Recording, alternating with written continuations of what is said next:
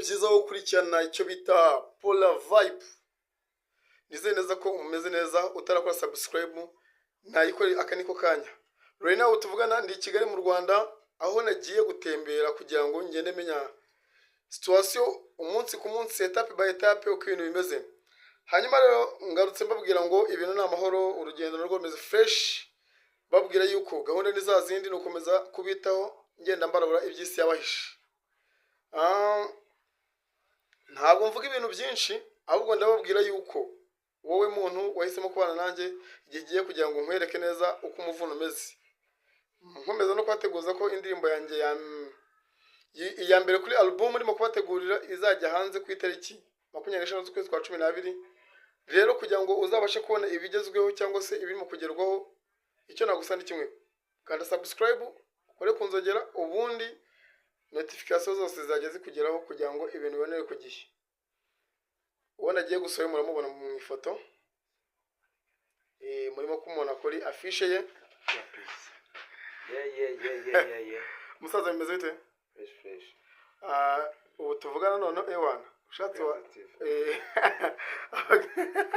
oya kudubukaze, oya garuka urabura abaganza bagwani. Uyu musaza rero namwinjiriye kugira ngo dupange tunamenye nuko gahunda zimeze, nawe mubaze byinshi kuri album ye, twumve nijya ayongera kuduteramo ko turamukumbuye byatari. Wewe wahisemo gukunda iyi Polar, wewe wahisemo kumukurikirana, n'ukuri ndakurahiye ntabwo nzigera numagicwa n'irungu. Rero ntabwo ndibuze gutina imbere ya kamera cyane ko mfite kongera gusubira mu Buganza, nkaza nkababwira ikijya mbere. So nta kintu abaraburaga, Kigali imeze neza papa, ibintu ni mama wararaye kabisa. Hanyuma rero nimukomeze following TikTok ndiho, Instagram ndiho ne Polar, ndetse n'Ubuganza TV show niyo ni televiziyo yanyu, ugomba no kwikurikirana. Ndaza kugenda mbarabura, hari utuntu twinshi nabonye, ndaza kwabwa no kuri kibuga cya entertainment gihagaze, ndabarabura kabisa. Ntabwo natinda rero, stay tuned. Wewe wahisemo kubana nanjye, ibe byiza kuri wowe ukomeje kugendana nanjye ntabwo nzagutengo. Gusa mukomeze mwiteguye indirimbo yitwa si ibyanjye kabisa. Ngiye kuza guca